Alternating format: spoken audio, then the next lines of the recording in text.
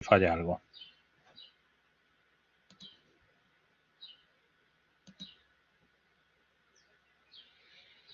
¿Vale? Así que nos comunicamos por el grupo de WhatsApp, ¿vale? Mientras tengo el PowerPoint puesto.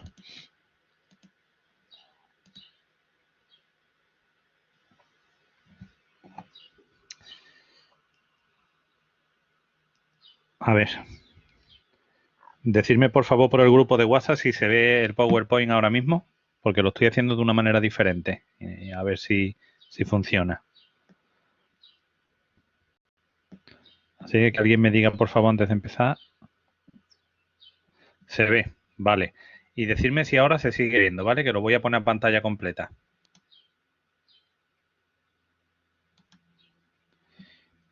¿Y ahora? ¿Se sigue viendo?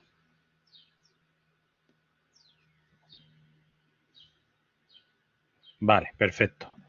Pues empezamos entonces. Repito, si hay algún problema, me lo vais poniendo por el WhatsApp. Vamos a ver. En realidad este tema debería de haber sido antes del de nuclear, pero bueno, no importa demasiado, ¿vale? En la última parte del curso, que era la física moderna, la física del siglo XX, digamos que habría 3 bloques. Estaría la física cuántica, la relatividad y la física nuclear. La relatividad es imposible darla por cuestiones de tiempo, vamos, nunca se da, ni tampoco entra en selectividad. Ya hemos visto la física nuclear y hoy entonces vamos a ver la cuántica. Vamos a empezar con la cuántica. Mira, cuando empezó el siglo XX, ya se empezó a hablar de física moderna para referirse sobre todo a la relatividad y a la mecánica cuántica. La física de antes del siglo XX, ¿vale? Del XIX hacia atrás, se conoce como física clásica. Pero eso no significa que la física clásica sea antigua, que esté obsoleta o que no valga, ¿vale? De hecho, la física clásica es la que se necesita para entender pues casi todos los fenómenos de la vida cotidiana, ¿vale? O para explicar los movimientos planetarios o para construir un puente, ¿vale?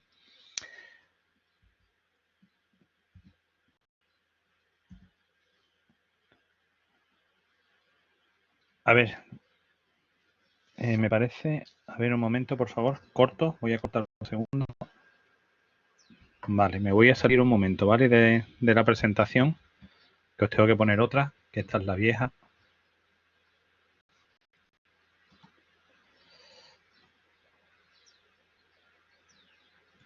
Vale, esta mejor. Que os he puesto una más resumida. Bueno. Mira, la física, digamos que la podríamos dividir en 3 grandes bloques. La física clásica, como digo, que englobaría a todo lo que desarrolló Newton y al electromagnetismo de Maxwell. La parte de relatividad, que la desarrolló Einstein. Y la parte de la cuántica, ¿vale? Que la desarrollaron muchos científicos y casi todos recibieron un premio Nobel. La física clásica vale siempre que los sistemas que manejemos sean mucho más grandes que un átomo. Porque si son del tamaño de un átomo, hay que utilizar la física cuántica, ¿vale? La mecánica clásica también vale siempre que las velocidades que manejemos no sean parecidas a las de la luz. Porque si las velocidades son parecidas a las de la luz, hay que utilizar la relatividad de Einstein. ¿Entendéis?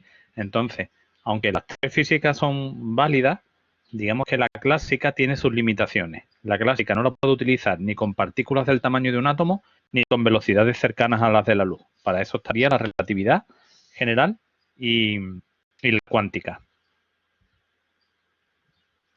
Bueno, pues empezamos ya entonces con la cuántica para terminar el curso, que parecía que no se iba a terminar nunca. Mira, de entrada ya os digo que todos los ordenadores y placas base, placas solares, teléfonos móviles, lectores de todo tipo que lleven un láser, los semiconductores, toda esa tecnología está basada en la física cuántica, ¿vale? Toda, absolutamente toda.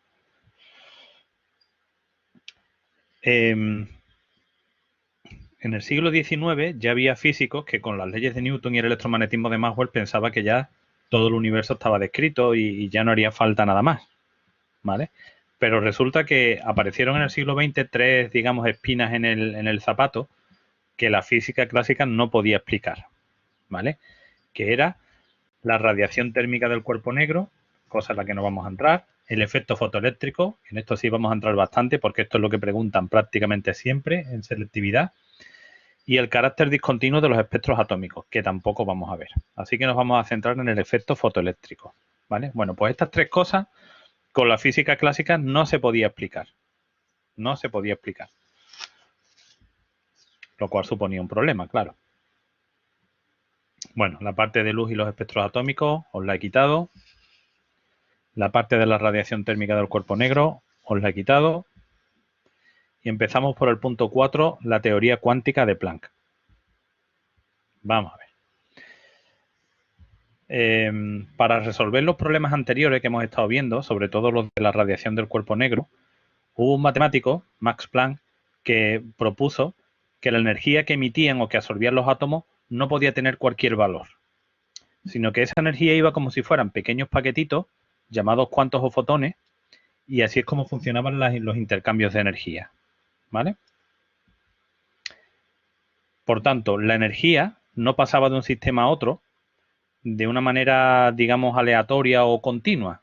No podía coger cualquier valor, sino que solo podía coger valores que eran iguales a una constante, que se llama constante de Planck, por la frecuencia de vibración de los átomos, ¿vale? Así que la energía solo podía coger valores múltiplos de la constante de Planck. Si os acordáis del tema de ondas electromagnéticas, la relación entre la frecuencia y la longitud de onda, ¿vale? Era c partido por lambda. Frecuencia igual a la velocidad de la luz partido por lambda. Esto es básicamente lo que decía la teoría de Planck, ¿vale? La energía se emite o se absorbe y responde a esta fórmula, ¿vale? Constante de Planck, que vale 6,63 por 10 elevado a menos 34 julios por segundo, esto siempre lo dará el problema de datos, por la frecuencia, o, escrita de otra manera, h por la velocidad de la luz partido la longitud de onda. Utilizaré una u otra según los datos del problema, ¿vale? La teoría de Planck, digamos, explicaba teóricamente solo el cuerpo negro, ¿vale? La radiación del cuerpo negro. Y no llamó mucho más la atención, hasta que Einstein la retomó para explicar el efecto fotoeléctrico, que era un efecto que ahora os explicaré que se había descubierto mucho antes. No sé si os acordáis de Hertz, el que descubrió las ondas electromagnéticas en laboratorio. Bueno, pues ese se encontró con un efecto llamado el efecto fotoeléctrico, pero se lo encontró experimentalmente, pero no fue capaz de explicarlo, de darle una explicación, ¿no? ¿Por qué se producía? Fue Einstein el que utilizó la teoría que acabamos de ver de Planck, de que la energía, digamos, se transmite en forma de cuantos o paquetes, cada uno de ellos tiene una energía igual a h por f, pues esa teoría la cogió Einstein para explicar el efecto fotoeléctrico, ¿vale? Y eso fue lo que le valió a Einstein el premio Nobel, de hecho. Einstein no tiene un premio Nobel por su relatividad, la tiene por el efecto fotoeléctrico. Bueno, vamos a utilizar algunas medidas, simplemente recordarlas. El número de ondas lo vamos a utilizar aquí como 1 partido longitud de onda, no como 2pi partido la longitud de onda como hacíamos en la parte de ondas, ¿vale? Aquí el número de ondas es 1 partido por lambda. El ástron, que es una medida de tamaño, digamos, 10 elevado a menos 10 metros. El electronvoltio, que ya lo conocemos, y los prefijos micro, nano y pico, que también lo conocemos. Bueno, mirad, en la fotocopia, en el PowerPoint os he puesto unos ejercicios resueltos en los que no me voy a entretener porque son muy fáciles. Consisten simplemente en utilizar la teoría de Planck, E igual a h por f o E igual a h por c partido por lambda, para calcular determinados parámetros de energía de una radiación infrarroja, de una radiación ultravioleta. Estos problemas son todos iguales. Me dicen, calcula en julios la energía de un fotón, es decir, de un paquete de energía de radiación infrarroja de 10 micrómetros de longitud de onda. Bueno, pues con la longitud de onda, la constante de Planck y la velocidad de la luz, aplico esta fórmula, E igual a hc partido por lambda, sustituyo todo, me da la energía en julios y eso ya lo paso a electronvoltios. Y con la radiación ultravioleta pues lo hago igual, pero como de la ultravioleta me dan la frecuencia, pues en vez de utilizar esta, utilizo esta. Esta letrita rara que parece una V es F, es la frecuencia, ¿vale? Vosotros le podéis poner F. Así que esta serie de problemas simplemente le echáis un vistazo porque no suelen caer, pero son muy facilitos, ¿vale? Y os he dejado algunos resueltos simplemente para que los veáis. Es siempre lo mismo, aplicar siempre la fórmula de Planck. No tienen más historia. Así que vamos a entrar ya directamente en el efecto fotoeléctrico, que al 99% cae siempre, ¿vale? Bueno, como os dije, el descubrimiento práctico en un laboratorio del efecto fotoeléctrico lo hizo Hertz en 1887, mientras precisamente estaba practicando con las ondas electromagnéticas, ¿vale? Para intentar demostrar que las ondas electromagnéticas tenían carácter ondulatorio. ¿En qué consiste el efecto fotoeléctrico? Pues consiste en que si se ilumina con alguna radiación las láminas de algunos metales, en determinadas circunstancias, estos metales desprenden electrones. Eso era simplemente el efecto fotoeléctrico. Radiación que incide sobre la superficie de un metal y en determinadas condiciones esos metales emiten electrones, ¿vale? Esto fundamentalmente lo encontró con radiación ultravioleta, ¿vale? Que es más energética que la roja, ¿vale? Pero había metales como el sodio y el potasio que con radiaciones de menos energía también eran capaces de emitir electrones.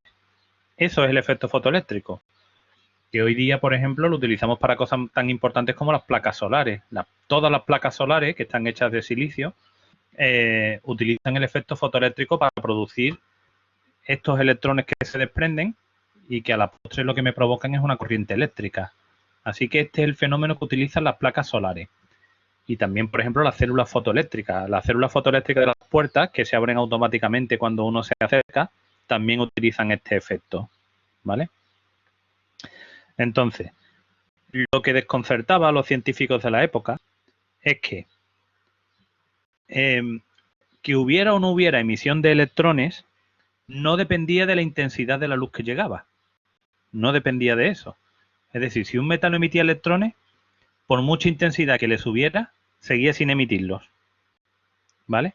En cambio, la emisión de electrones sí dependía de la frecuencia de la radiación incidente, ¿vale? Con una determinada frecuencia no emitían electrones, pero al aumentar la frecuencia sí que salían electrones, ¿vale? El número de electrones que salían, cuando salían, sí que dependía de la intensidad. No os preocupéis que esto lo voy a explicar como 3 o 4 veces con ejemplo, ¿vale? Que ahora a lo mejor os suena todo un poco a chino. Vamos a ir viendo. Este efecto, este fenómeno, la teoría ondulatoria de la luz no la podía explicar. ¿Por qué la teoría ondulatoria de la luz, que era la que estaba vigente en el siglo XX a principios, no podía explicar el efecto fotoeléctrico?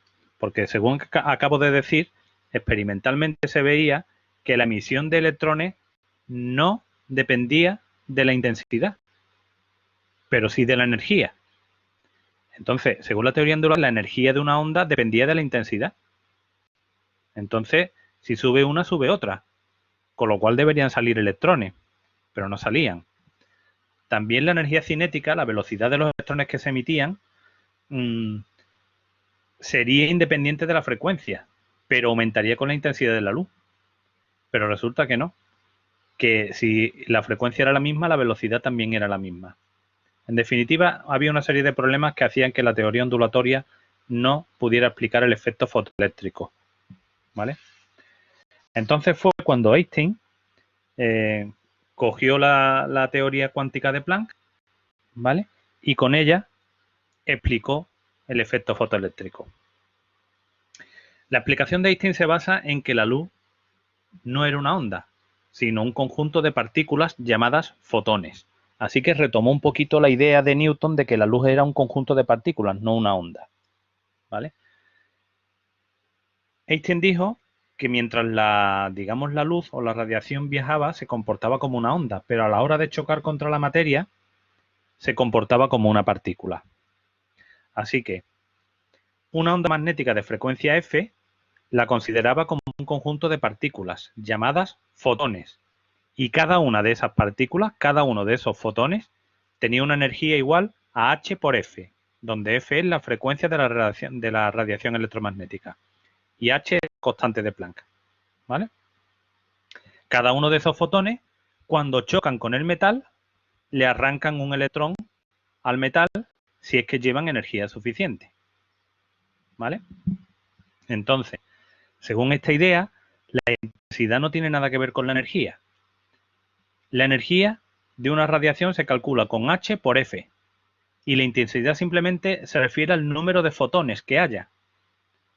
Una luz puede ser muy intensa y llevar muchos fotones, pero cada uno de esos fotones llevar una energía muy pequeña, que es H por F, ¿vale?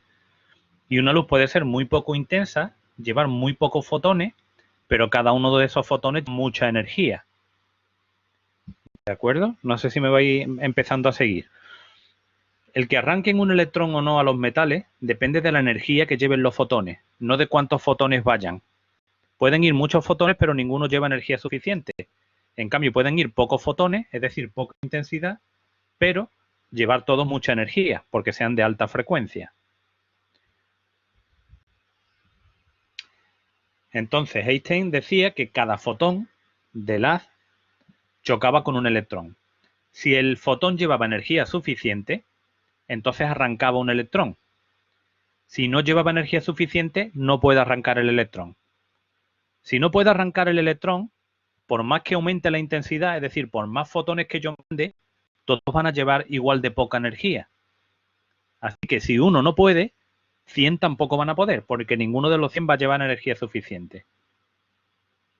¿Vale? Entonces, con esta interpretación, que ahora veremos la fórmula, que es lo que utilizamos en los problemas, se dio por sentado que la luz no solo era una onda, sino también era un conjunto de partículas. Y quedó sentada y demostrada la teoría, la naturaleza dual de la luz.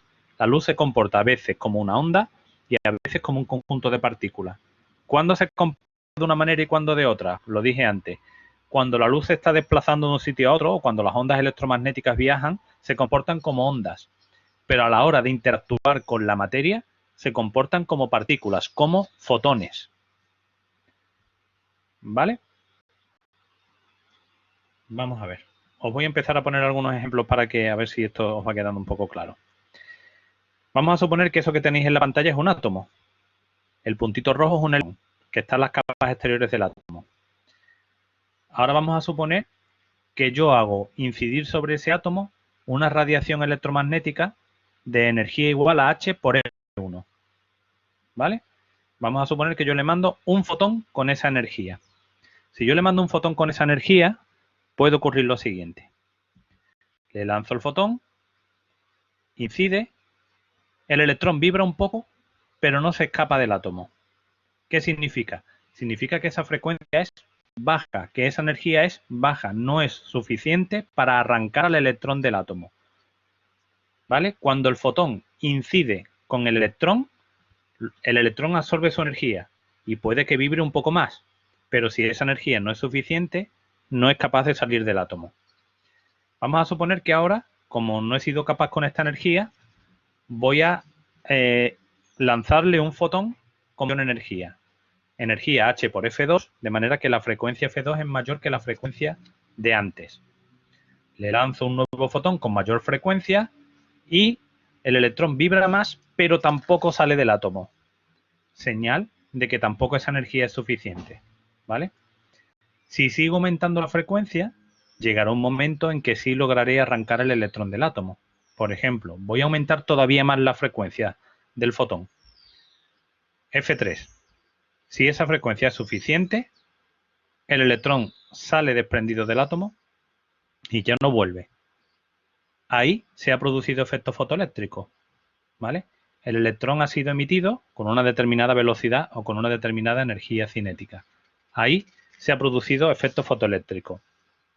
Luego, para que se produzca efecto fotoeléctrico, la energía del fotón que incide tiene que tener un valor mínimo para arrancar al electrón del átomo. Si no alcanza ese valor mínimo, no puede arrancarlo. ¿Vale? Vamos a ir ahora al estudio matemático que hizo Einstein. La energía del fotón que incide, esto se explica, digamos, un poco por la conservación de la energía. Mirad, la energía del fotón que incide sería esta, H por F. Esa energía, cuando choca con el electrón, ¿en qué se transforma?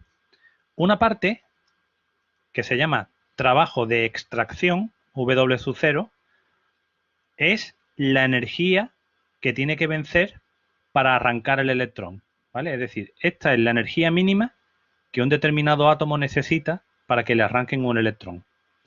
Y una vez que se lo ha arrancado, el electrón es emitido con una energía cinética máxima. Esta es la conservación de la energía. La energía que llega se invierte una parte en arrancar el electrón y otra en acelerarlo, en lanzarlo a una velocidad o a una energía cinética. Por ejemplo, imaginaos que el trabajo de extracción del sodio fuera 10 julios. Aquí un 10. Si yo lanzo un fotón con energía 9, no puedo arrancar un electrón, porque la energía del fotón tendría que ser por lo menos igual a la energía necesaria para arrancar el electrón, ¿entendéis? Si el trabajo de extracción es 10, aquí por lo menos tengo que tener un 10, ¿vale? Así que si el trabajo de extracción es 10 y este número es menor que 10, no hay efecto fotoeléctrico, ¿vale? Si el trabajo de extracción es 10 y la energía incidente es 10, habría efecto fotoeléctrico porque el electrón se arranca, pero la energía cinética sería 0. Así que el electrón no, digamos, no se mueve. Se arranca del electrón, pero no se mueve, ¿vale? Ahora, si el trabajo de extracción es 10 y yo el fotón lleva una energía de 20, pues entonces aquí hay un 20 y aquí hay un 10, aquí tiene que haber un 10. Es decir, si llega con energía 20, de estos 20 julios, 10 se invierten en arrancar el electrón y otros 10 se invierten en energía cinética del electrón moviéndose. Ese es el efecto fotoeléctrico. A ver, os lo voy a poner con un ejemplito, a ver si lo podéis ver más claro. Bueno, os explico primero lo que es cada cosa. Esa es la energía del fotón incidente, H por F, o H por C partido por lambda, repito, según los datos que me da el problema. Trabajo de extracción del metal, ¿vale? Que como también es una energía, pues sería H sub 0, ¿vale? Repito, esta es la energía del fotón incidente, que la puedo poner como H por F o como H por C partido por lambda. Este es el trabajo de extracción del metal, es una característica propia de cada metal, ¿vale? Es la energía mínima que hay que alcanzar para arrancarle un electrón. Como es una energía, su fórmula también es H por F, pero a esa F se le pone F sub 0. O, si me da las longitudes de onda, también se le pone aquí H por C partido lambda sub 0. A F sub 0 se le llama la frecuencia umbral. Es la frecuencia mínima que hay que alcanzar para poder arrancarle un electrón.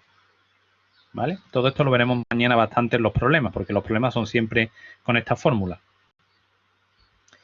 Y la energía máxima de los fotoelectrones emitidos, pues simplemente m por v al cuadrado partido por 2, la fórmula de toda la vida de la energía cinética. Muy bien, esos electrones emitidos, ¿vale? Cuando yo tengo un metal, hago incidir una radiación y los fotoelectrones, ¿vale? Porque los electrones arrancados reciben el nombre de fotoelectrones. Esos electrones arrancados, que se desplazan con una energía cinética máxima, que es esta de aquí, puedo frenarlos con una diferencia de potencial. Es decir, si estos electrones se van acelerando de una parte a otra, yo puedo frenarlos igualando su energía cinética a una diferencia de potencial, Q por U0 o por incremento de V, acordaros, ¿vale? Energía potencial eléctrica igual a energía cinética. Aquí si queréis podéis poner incremento de V. Igualando la energía potencial eléctrica a la cinética, logro frenar el movimiento de esos electrones desprendidos. A esa diferencia de potencial se le llama potencial de frenado. Pero todos estos aspectos más matemáticos y más numéricos los vamos a ver mañana muchas veces, ¿vale? Me preocupa más ahora que entendáis el concepto, porque así a distancia, sin poderlo explicar bien, es un poco difícil explicar esta parte. Entonces, el concepto, que es a lo que vamos. A ver si con este ejemplo lo entendéis. Imaginaos que este castillo es un átomo, ¿vale? Este castillo es un átomo y tengo dentro del átomo los electrones. Yo quiero hacer que los electrones salgan y para ello le tengo que poner escaleras, ¿vale? Fijaos. La longitud de la escalera es la energía. Si pongo una escalera, pero es corta, y no llega a la muralla, los electrones no saltan, ¿vale? Así que la longitud de la escalera es la energía. Fijaos, por muchas escaleras que ponga, el número de escaleras sería la intensidad de la radiación. Por muchas escaleras que ponga, si las escaleras son cortas, no salta ningún electrón. ¿Veis? Por mucho que aumente la intensidad, si la energía, que es la longitud de la escalera, no es suficiente, los electrones no saltan. ¿Vale? La altura de la muralla sería el trabajo umbral, la W sub 0 que hemos visto antes. Así que la energía de la escalera, la longitud, tiene que ser por lo menos del tamaño de la W sub 0, del tamaño de la muralla. Lo que os decía, por muchas escaleras que ponga, si tienen poca energía, da igual que aumente la intensidad, no va a saltar ningún electrón, no hay efecto fotoeléctrico, ¿vale? En cambio, si solo pongo una escalera, pero es larga, tiene mucha energía, aunque solo sea una, aquí sí que va a salir ya un electrón, aquí sí que va a haber efecto fotoeléctrico, ¿veis? Hay pocas escaleras, poca intensidad, pero la que hay tiene energía suficiente para superar la altura de la muralla, es decir, la energía incidente es superior a W sub 0. Entonces aquí sí que hay efecto fotoeléctrico. Y pensar también una cosa, en el momento en que se produce efecto fotoeléctrico, si coloco ahora un montón de escaleras largas, sí. Es decir, si la energía es suficiente, al aumentar la intensidad, entonces sí que aumenta el efecto fotoeléctrico. ¿Vale? No sé si ahora lo veis un poquito más claro. Repito, la altura de la escalera es la energía, HF, y el número de escaleras es la intensidad de la radiación. ¿Vale? Si la escalera no llega, por muchas escaleras que ponga, no hay efecto fotoeléctrico. ¿Vale? En cambio, si pongo una sola escalera, que es poca intensidad, pero tiene mucha energía, la escalera es muy larga, ahí sí hay efecto fotoeléctrico. Y si pongo muchas escaleras muy largas con energía suficiente, habrá todavía más efectos fotoeléctricos, se lanzarán más electrones. ¿Vale? Yo creo que con el ejemplo del castillo a lo mejor os ha quedado un poquito más clara la relación entre la energía y la intensidad.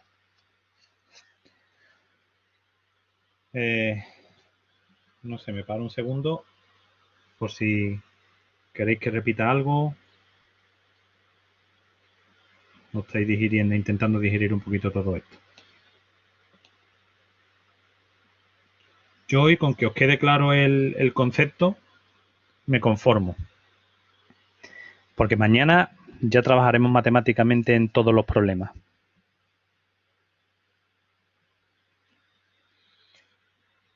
Bueno, sigo entonces. Por tanto,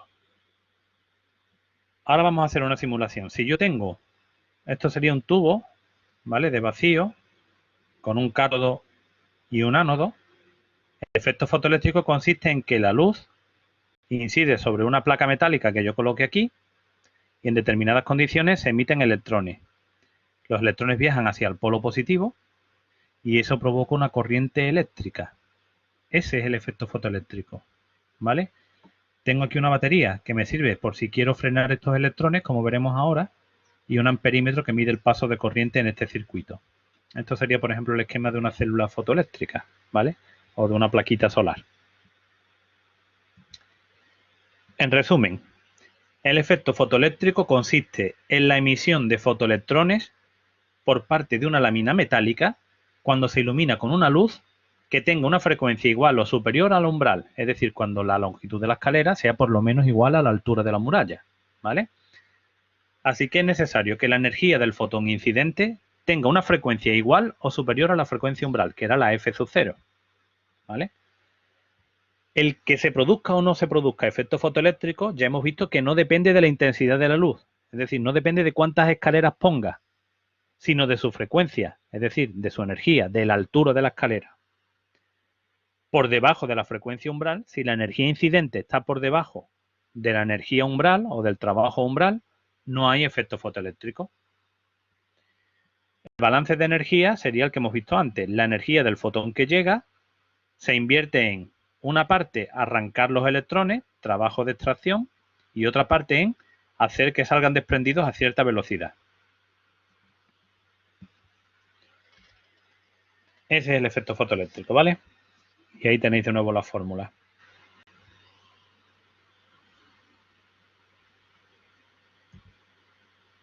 La misma que vimos antes. Energía del fotón incidente, trabajo de extracción, F sub 0 frecuencia umbral y la energía cinética máxima. Y después, si quiero frenar los electrones, utilizo esta otra fórmula. Con estas dos fórmulas, esta y esta, o en lugar de poner aquí F, poner C partido por lambda, como he dicho, con estas tres formulitas hago todos los problemas de efecto fotoeléctrico, que eso normalmente me pone siempre en selectividad.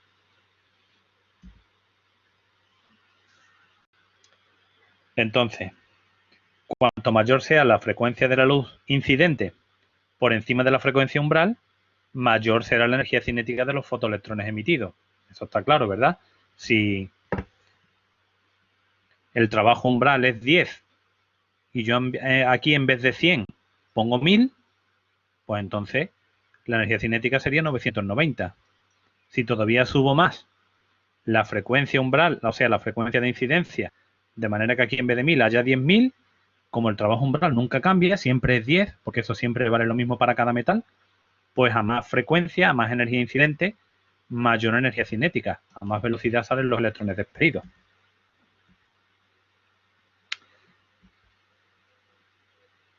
Vale.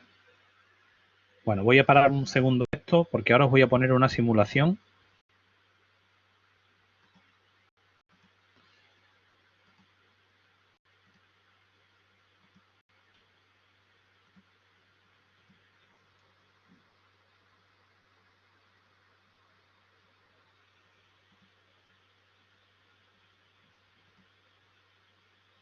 A ver, un segundo, a ver si soy capaz de cargar. Vale.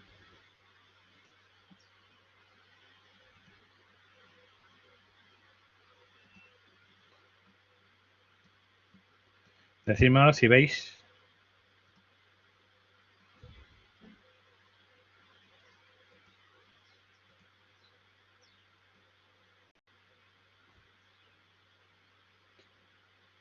¿Veis esto que he puesto aquí ahora? El simulador este de efectos fotoeléctricos. Decidme por favor por WhatsApp si veis. Es una especie de lámpara apuntando al tubo. Y no sé si lo estáis viendo o no.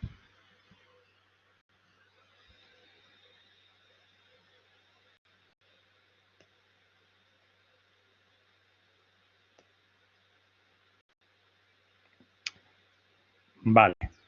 Bien. Os explico entonces el efecto fotoeléctrico otra vez, por aquí. Esto de aquí es un tubo de vacío.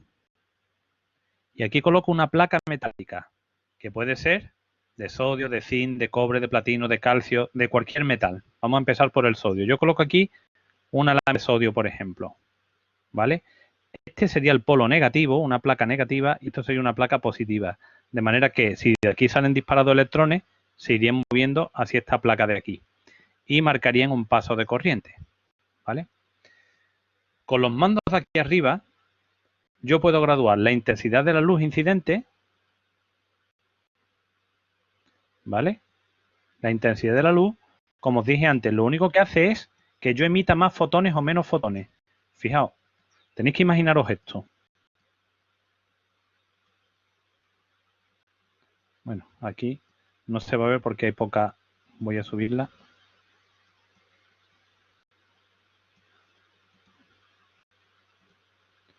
Vale. No sé si esto se va a ver, pero bueno, lo vamos a intentar.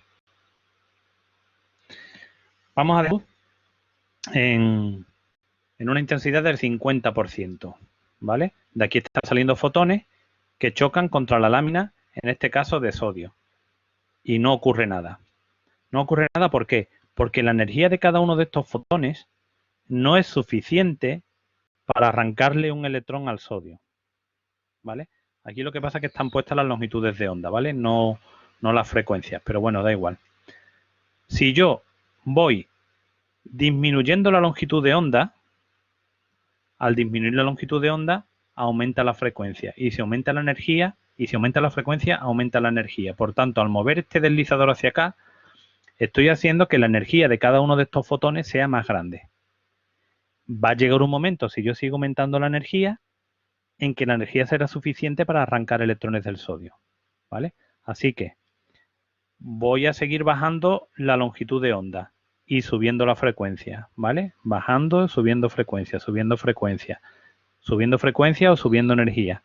Llegará un momento en que empezaré a ver los electrones. 580, 570 nanómetros.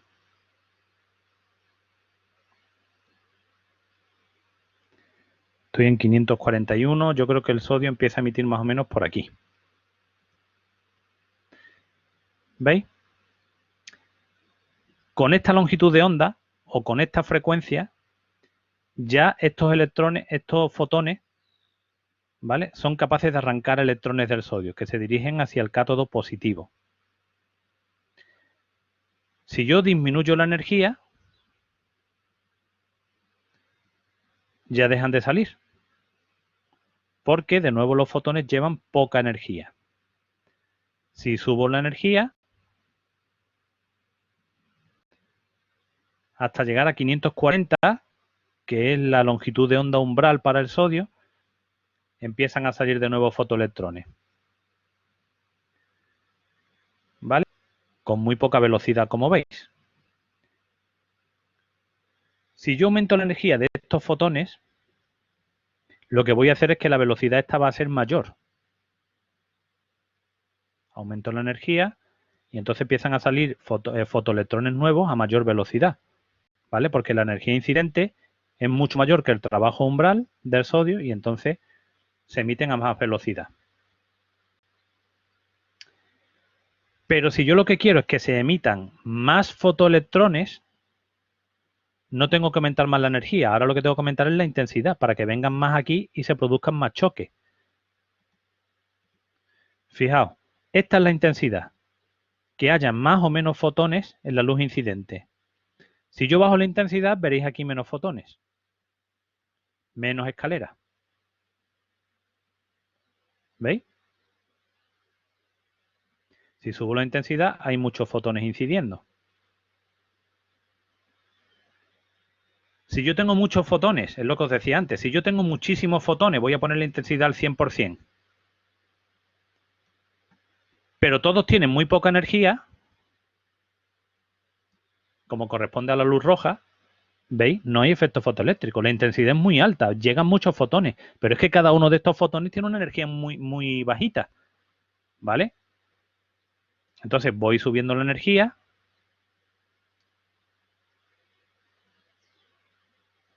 y llega un momento en que ya que es suficiente para que se emitan fotoelectrones, ¿veis? Aquí vienen muchas escaleras, en el momento en que son suficientemente largas ya empiezan a saltar muchos electrones. Si ahora bajo la intensidad, van a saltar menos electrones, pero van a seguir saltando, ¿vale? Porque cada fotón que llega sigue siendo capaz de extraer un electrón.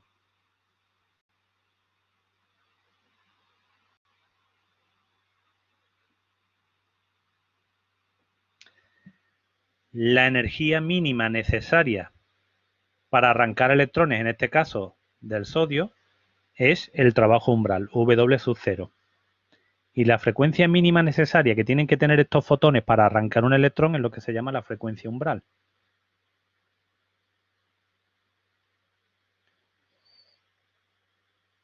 Vamos a cambiar otro metal. Vamos a poner ahora el zinc. Si cambio al zinc, estos fotones que antes arrancaban electrones al sodio, al zinc no pueden arrancarle. ¿Veis? Estos últimos son los de la placa de antes, pero ya no salen fotoelectrones nuevos. Significa que el zinc debe de tener una frecuencia umbral más alta. Es más difícil arrancarle electrones al zinc, de manera que todavía tendré que aumentar más la energía para arrancar electrones. Porque si aumento la intensidad, insisto, aumento el número de fotones. Pero es que todos llevan igual de poca energía. Así que ninguno de todos estos que llegan le arrancan un electrón. Así que si no hay efecto fotoeléctrico, aumentar la intensidad no sirve de nada. Voy a dejar la intensidad al 50%.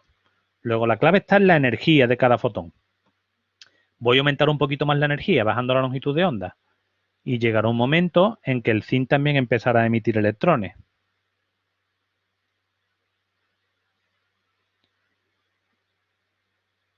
Ya estoy casi en el violeta, ¿vale?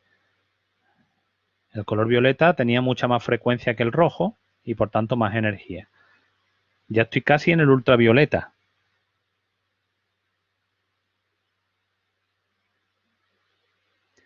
Y ya me he metido en el ultravioleta. Esto es ya radiación ultravioleta.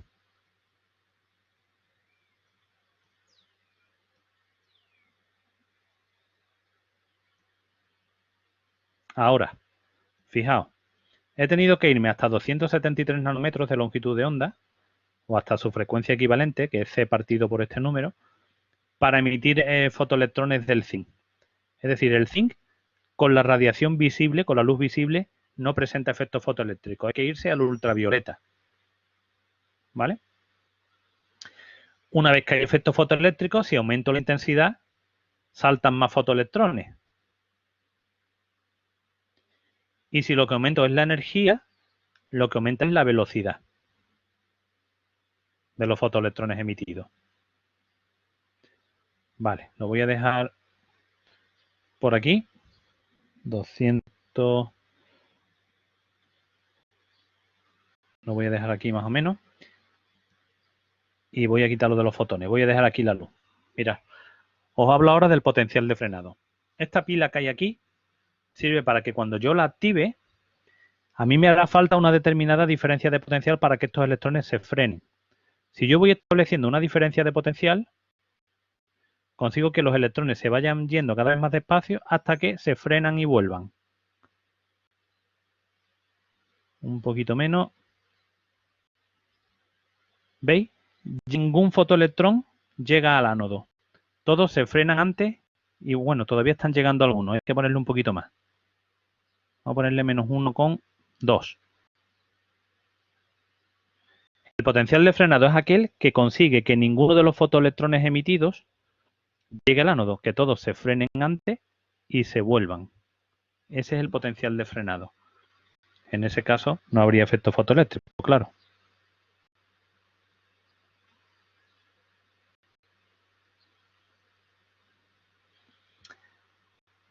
Entonces, aunque vosotros no podéis contar el tema del castillo que os he dicho, ¿vale? Pero pensar en las escaleras y en la longitud de la escalera como la energía y en el número de escaleras como la intensidad y en la altura de la muralla como el umbral, os puede ayudar a interpretar casi todos los problemas de efecto fotoeléctrico, ¿vale? Aquí en esta animación pues podemos probar con algunos metales más, pero bueno, ya con esto entendéis más o menos, creo yo, de qué va el efecto fotoeléctrico, ¿vale? Y que tiene que ver la intensidad con la energía y todas esas cosas. Pues no sé cómo se os ha quedado el cuerpo. Esto es difícil, ¿eh? Explicarlo así a distancia de esta manera. Pero yo creo que con el ejemplo del castillo, el simulador y los problemas que vamos a hacer mañana, os quedará más o menos claro. ¿Vale?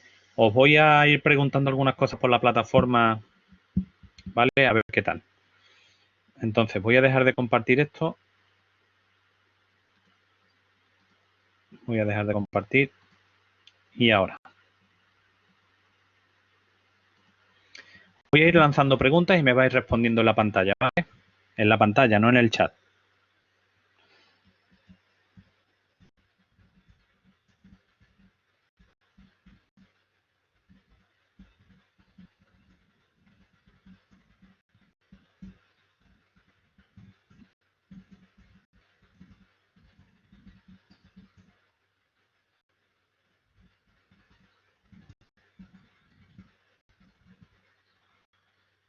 Pensadlo bien, ¿eh? Por favor. Venga, a ver esta.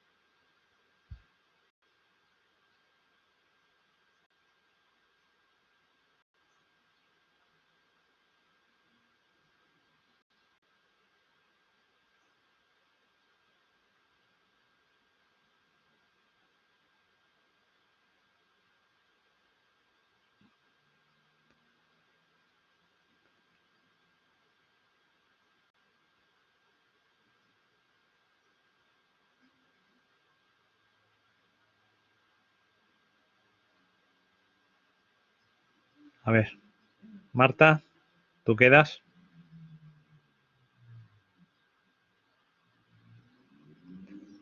Bueno, Marta no sé si está, no está. Está aquí apuntada, pero no sé si está o se ha levantado de la silla. Bueno, efectivamente, claro que no. Si una radiación no provoca efectos fotoeléctricos, es porque no tiene energía bastante, ¿vale? Es decir, es una escalera corta. Si subo su intensidad estoy poniendo muchas escaleras, pero ninguna llega. Así que no podrá hacerlo, ¿vale? Bien. Otro.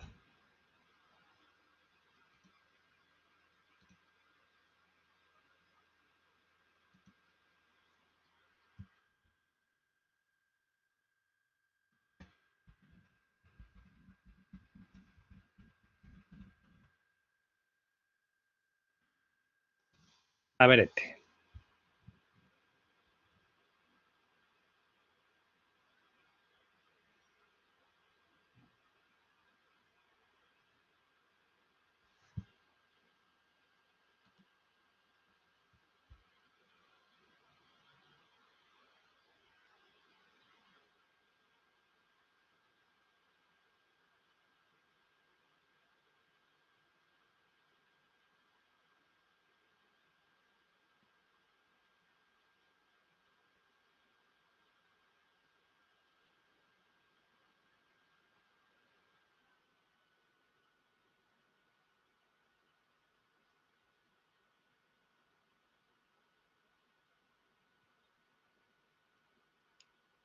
A ver, Alejandro y Pedro, ¿quedáis vosotros?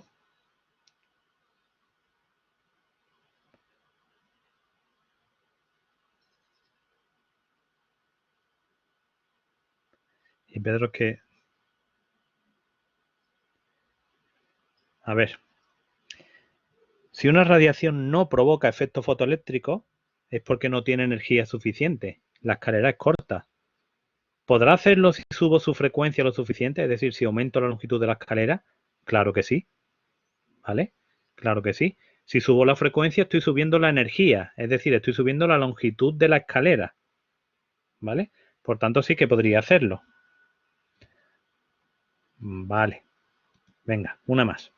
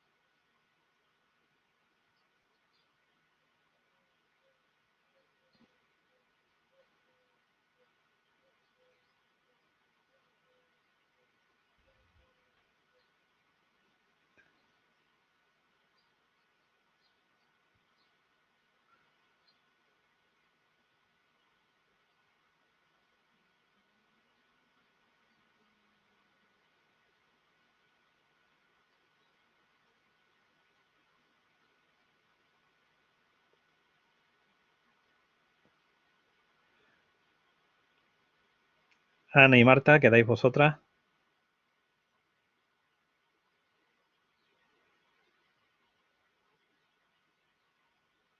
A ver, aquí hay división de opiniones. Vamos a ver.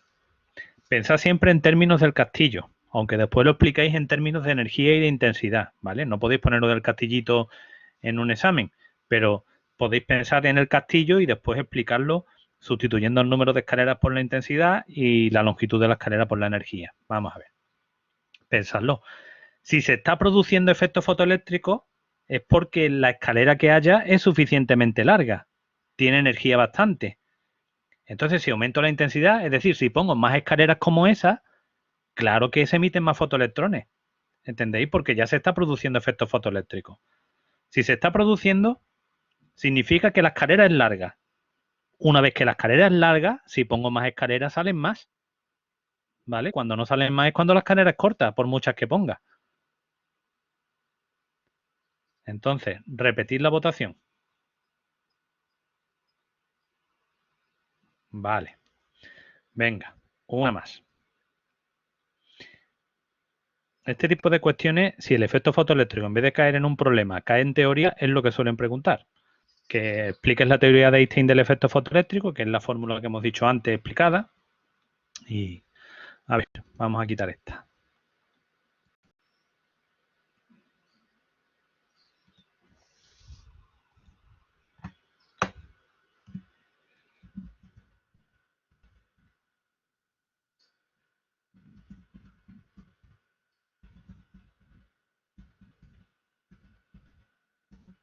Voy a poner efecto fotoeléctrico como EF.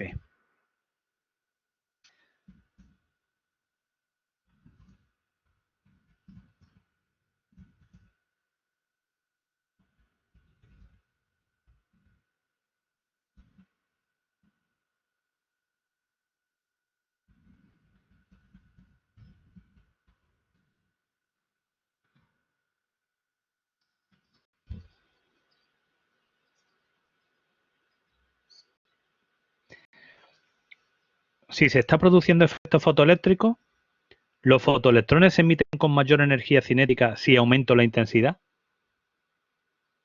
Si aumenta la velocidad de los fotoelectrones emitidos, si subo la intensidad.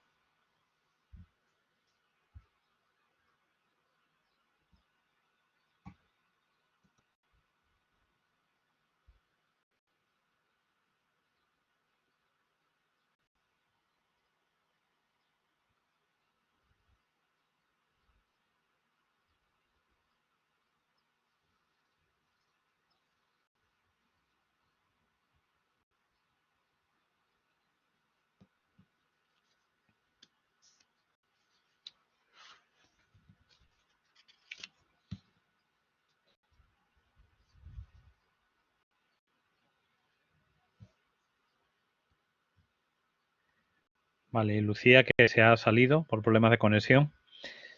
Eh, efectivamente, no, está bien, ¿vale?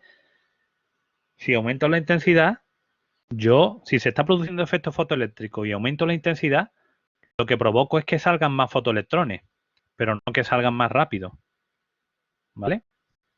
Bien, una más.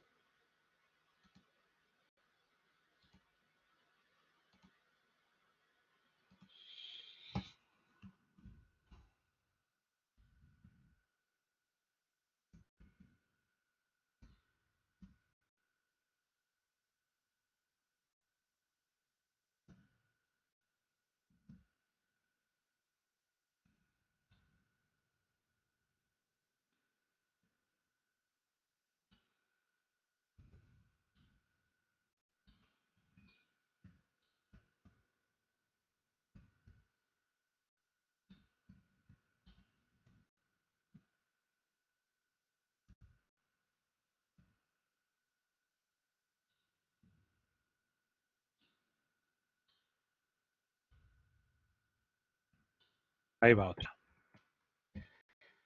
Si se está produciendo efecto fotoeléctrico, los fotoelectrones emitidos tendrán más energía cinética si subo la frecuencia de la radiación incidente.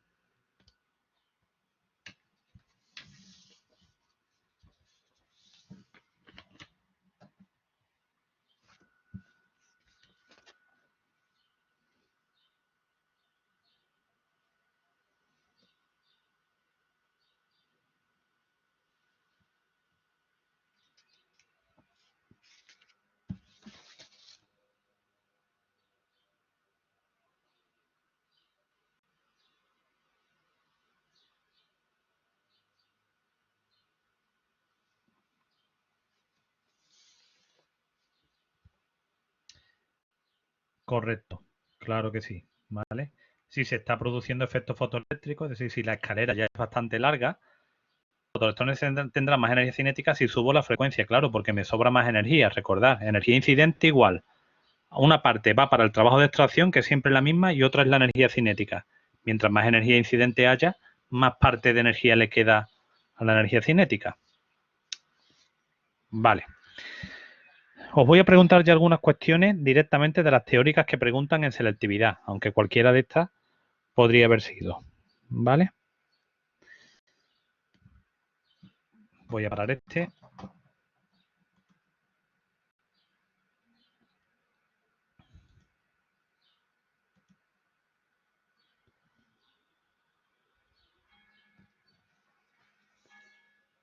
Vamos a ver, voy a buscar alguno de selectividad.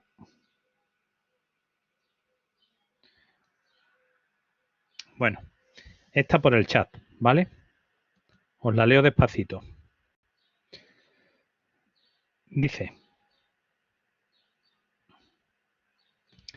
sobre un metal se hace incidir una radiación y se produce la emisión de electrones.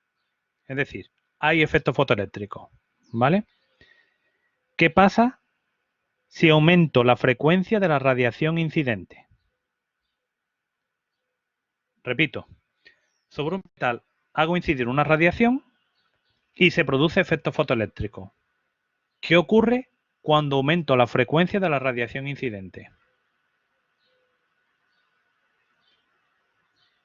Lo que habría que responder es si salen más fotoelectrones, si salen menos, si salen a más velocidad, si salen a menos, si salen a la misma. Entonces, ¿qué ocurre si una vez que se produce efecto fotoeléctrico aumento la frecuencia de la radiación incidente? Correcto. Los fotoelectrones salen a más velocidad. Eso es justo la última pregunta que acabamos de ver. A más energía incidente, como el trabajo umbral es siempre el mismo valor, pues sobra más para la energía cinética. ¿Vale?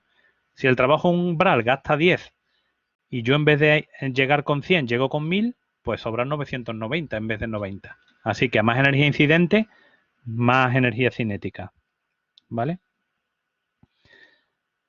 Misma pregunta. Hago incidir sobre un metal radiación electromagnética y se produce efecto fotoeléctrico. ¿Qué pasa si aumento la intensidad de la radiación incidente?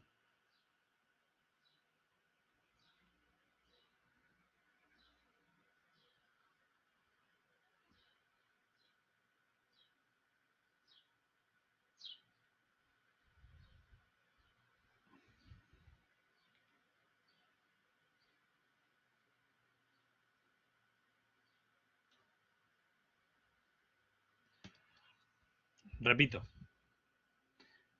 Hago incidir radiación sobre un metal. Hay efecto fotoeléctrico. Y ahora aumento la intensidad de la radiación incidente. ¿Qué ocurre?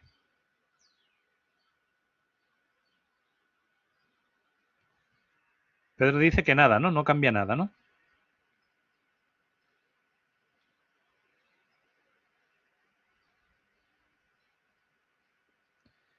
Pensadlo. El ejemplo del castillo. Hay efectos fotoeléctricos, las escaleras son largas. ¿Qué ocurre si pongo más escaleras? Es decir, si pongo más intensidad.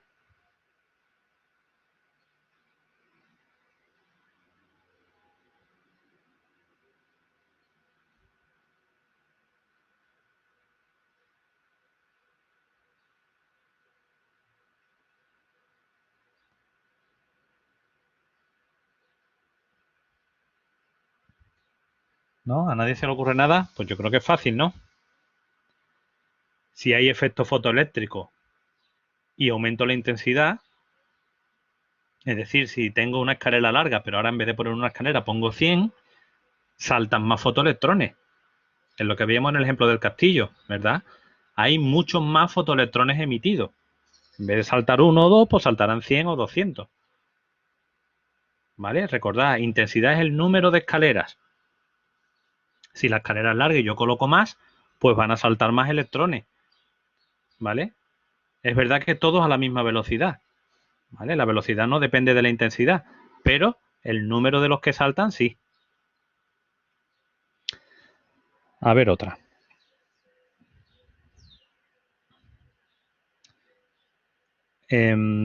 Tenéis claro, os acordáis del tema del espectro electromagnético, que la luz roja tiene menos energía que la luz azul, ¿verdad? Tiene menos frecuencia y menos energía. Recordar esto para esta cuestión. Esta es de selectividad del año pasado. Dice, imagina que tienes una luz azul de baja intensidad y una luz roja de alta intensidad. Ambas producen efecto fotoeléctrico en un metal. ¿Cuál de las dos producirá electrones con mayor energía? A ver si lo puedo escribir.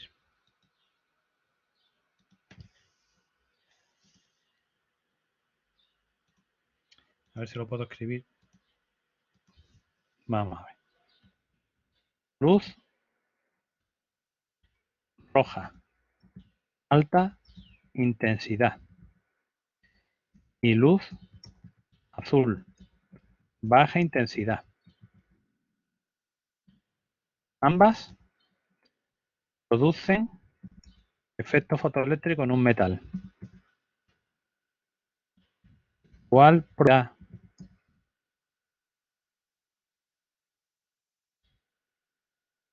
mayor energía cinética los fotoelectrones emitidos?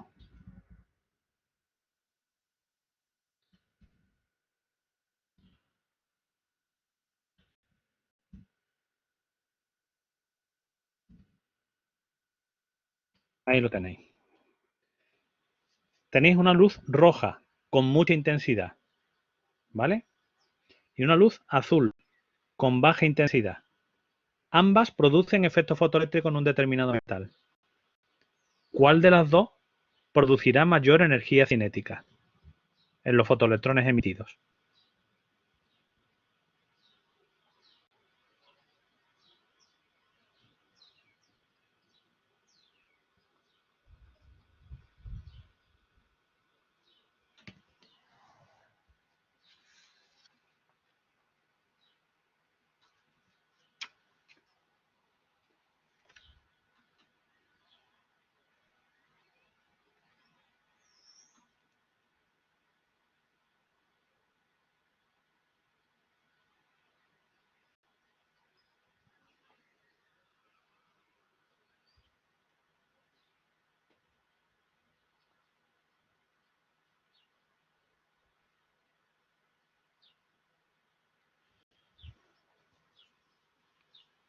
Efectivamente, la azul.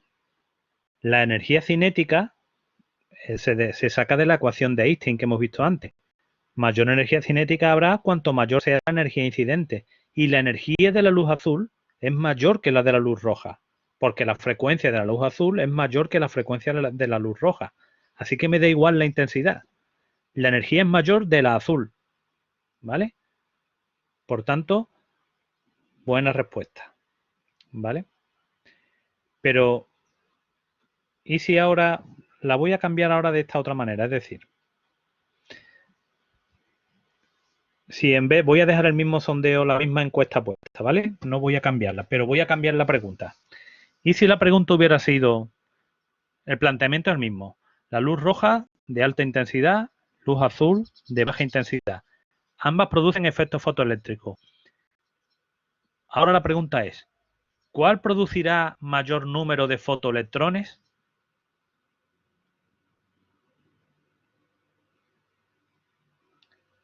¿Cuál de las dos producirá que salten más electrones o que se emitan más fotoelectrones? Venga, pues cambiar vuestro voto si lo vais a cambiar y si no, dejarlo el mismo.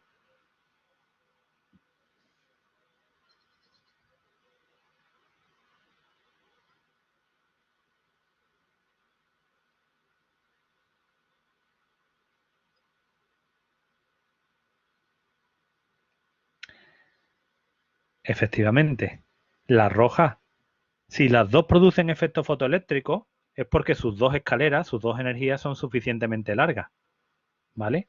Pero de la roja me están diciendo que hay más escaleras, porque me dicen que la roja es de alta intensidad, muchas escaleras. y la azul de baja intensidad, pocas escaleras.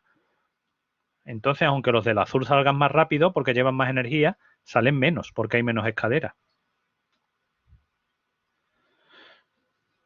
Bueno, yo creo que esto más o menos os va quedando. Vamos a hacer una más, ¿vale? Una última, también de selectividad. Todas estas cuestiones las estoy sacando del boletín de ejercicio que tenéis vosotros, ¿vale? De selectividad.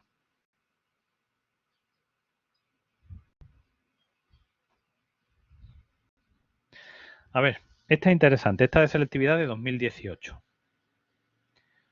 Os la escribo.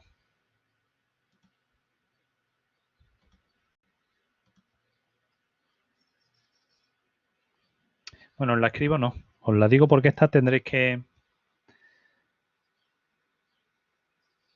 Bueno, esta quizá la hagamos mañana mejor, ¿vale? Esta la haremos mañana mejor porque os va a costar un poco más razonarla. Lo haremos mejor con una pizarra en blanco. Vamos a ver.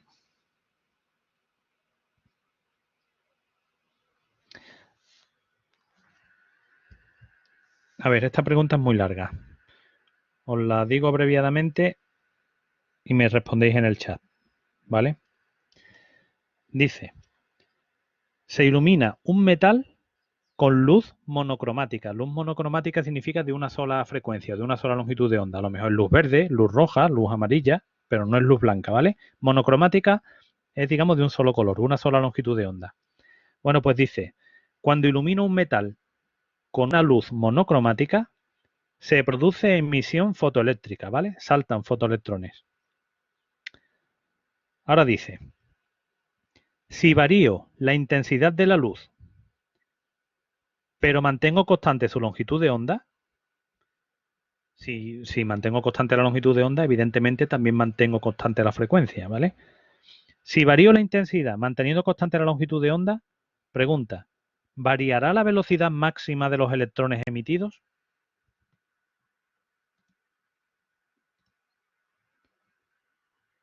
Repito la pregunta. Ilumina un metal y produce efecto fotoeléctrico.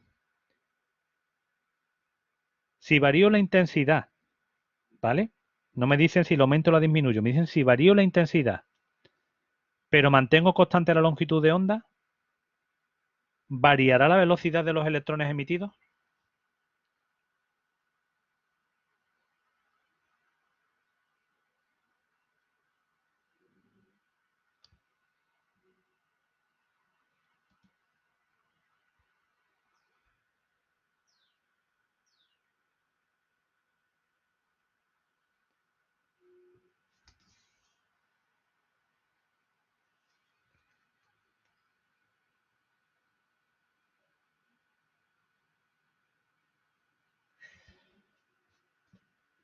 A ver, si varío la intensidad, es decir, si coloco más escaleras, pero mantengo constante la longitud de onda, si mantengo constante la longitud de onda me está diciendo que mantengo constante la frecuencia y que por tanto mantengo constante la energía, es decir, mantengo la longitud de la escalera, ¿vale?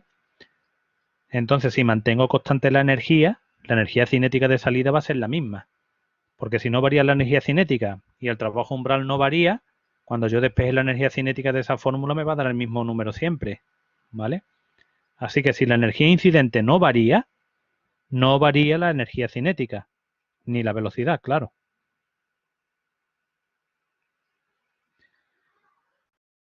Y ahora, el mismo planteamiento con otra pregunta. Si se ilumina un metal con un haz de luz monocromática y se produce emisión de fotoelectrones, si se varía la intensidad manteniendo constante la longitud de onda, ¿variará el número de electrones emitidos en un segundo? Repito, el mismo planteamiento. Ilumino, hay efecto fotoeléctrico y ahora mantengo constante la longitud de onda, pero varío la intensidad. ¿Variará el número de fotoelectrones emitidos?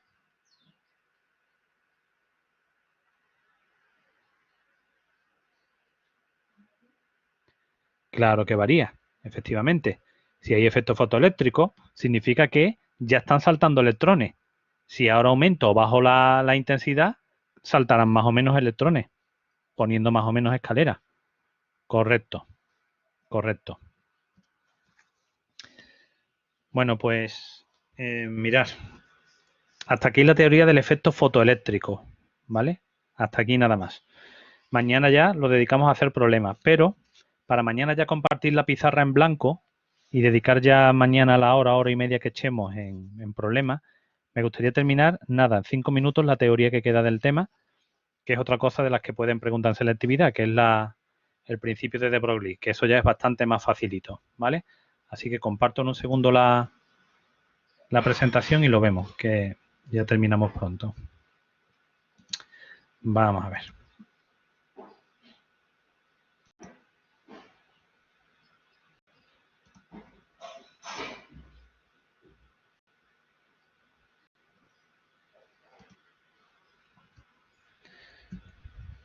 Vale.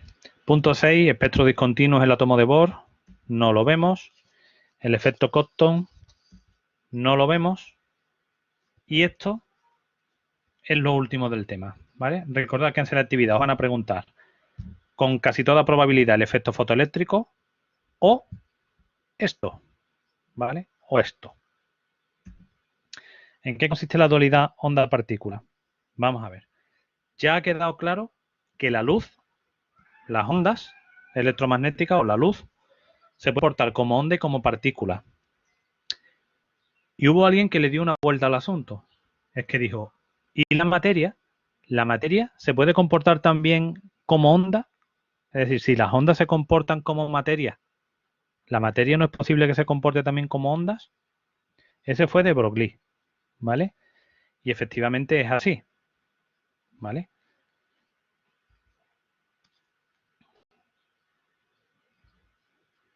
Aquí está. Si se acepta el carácter corpuscular de la radiación, es decir, de las ondas, ¿por qué no pensar en un posible comportamiento ondulatorio de la materia? De Broglie fue el que lo propuso, ¿vale? Y eso se ha demostrado después empíricamente que puede ocurrir perfectamente, ¿vale? De Broglie el mérito que tuvo fue que encontró una ecuación que relaciona las propiedades de las partículas con las propiedades de las, que es la siguiente.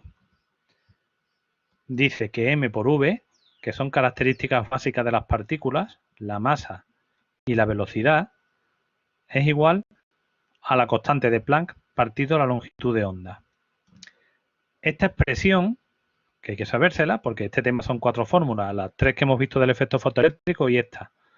Esta expresión me permite que si yo tengo un camión de 1000 kilos de masa, ¿vale? O de 10.000 kilos de masa que va a tal velocidad, me permite calcular la longitud de onda del camión, ¿eh? Que es una característica clásica de las ondas.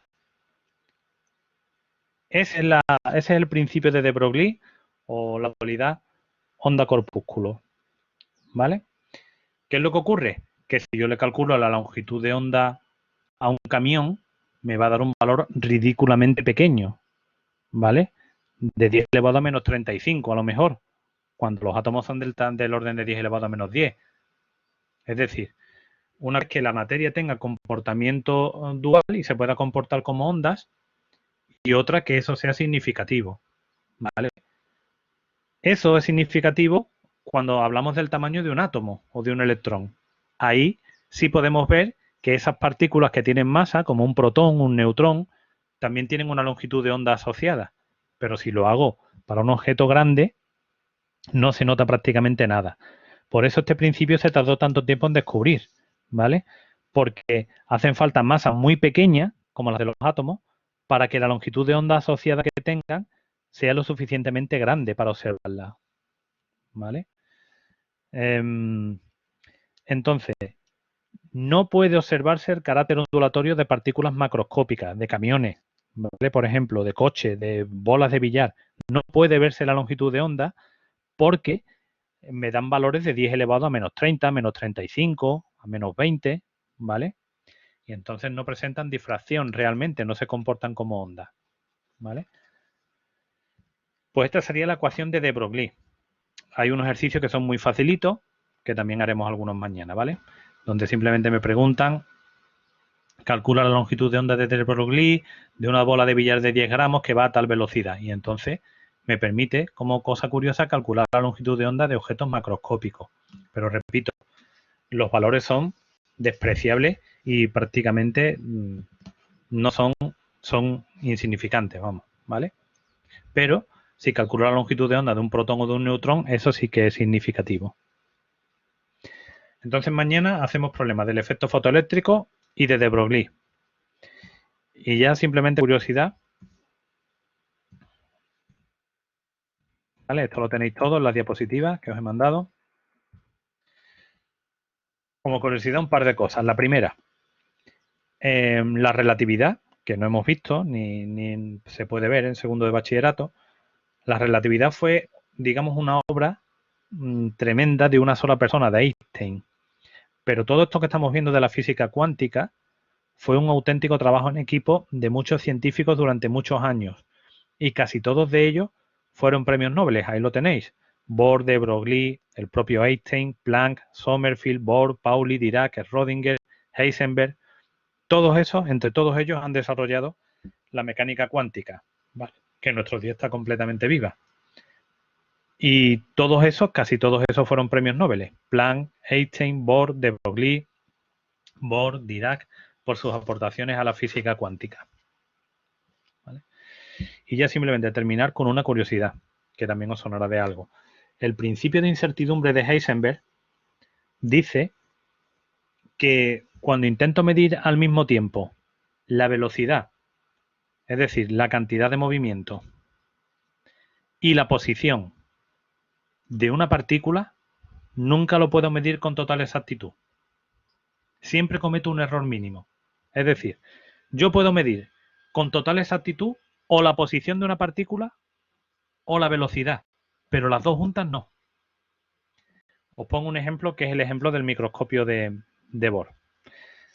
A ver, si yo quiero con un microscopio, imaginaos que yo tuviera un microscopio en el que puedo ver un neutrón, ¿vale? Y yo quiero ver dónde está el neutrón y a qué velocidad va. Para yo ver al neutrón, tengo que iluminarlo, si no, no lo veo. Y la luz lleva fotones. Cuando un fotón impacta con un neutrón, modifica su velocidad. De manera que cuando la luz que refleja el neutrón llega a mi ojo, ya ha chocado con un fotón. Ya el neutrón ni va a la misma velocidad ni está en el mismo sitio que antes. ¿Entendéis? El principio de incertidumbre tampoco tiene a efectos prácticos aplicaciones en la escala diaria, en la escala real que manejamos, pero sí en el mundo atómico. ¿Vale? No podemos medir con total precisión al mismo tiempo la posición y la velocidad. ¿Vale? Puedo medir con total precisión la posición y con total precisión la velocidad, pero si intento medir las dos a la vez, siempre va a haber errores. Siempre va a haber errores. ¿Vale? Y eso, digamos, no tiene nada que ver con los aparatos de medida que se utilizan. No es un error de los aparatos de medida, es un principio de la naturaleza. ¿Vale? El principio de incertidumbre de Heisenberg. Y con eso se terminaría el tema. En selectividad, este tema es que no falla. Siempre preguntan, ¿en los problemas o el efecto fotoeléctrico? Casi siempre. O el cálculo de la longitud de onda de de Broglie, lo que hemos visto antes, lo de m por v igual a h partido por lambda, ¿vale? Mañana lo haremos. Y en las cuestiones teóricas, o el efecto fotoeléctrico otra vez, o de Broglie otra vez. Y algunas veces ha aparecido lo que os acabo de comentar de Heisenberg, pero vamos, lo normal es fotoeléctrico y de Broglie. Eso es este tema y eso es lo que os he explicado del tema. He quitado todo lo demás ya por razones de tiempo y porque estaréis ya hartos de mí y hartos de, y hartos de todo. Así que nada, mañana si os parece nos vemos a las 10, tener el boletín de problemas delante y vamos a empezar a resolver problemas de esto. Yo creo que mañana será nuestra última clase. A partir de mañana, seguramente una clase de hora y media o 2 horas, me gustaría hacer muchos problemas y mañana terminaremos, ¿vale? Y entonces a partir de ahí pues nada, me dedicaré a los que tienen que recuperar la materia, calcular todas las notas este fin de semana con los ejercicios que tengo ahí de la plataforma y ya me centraría simplemente en los que tengan que recuperar o en las dudas que os vayan surgiendo, claro. ¿Vale? Pero en principio, mañana se termina ya esto. Bueno, pues nada más entonces. Si no tenéis dudas, mañana nos vemos y le ponemos el punto y final a las físicas de segundo. ¿Vale? Venga, grupo, mucho ánimo y hasta mañana.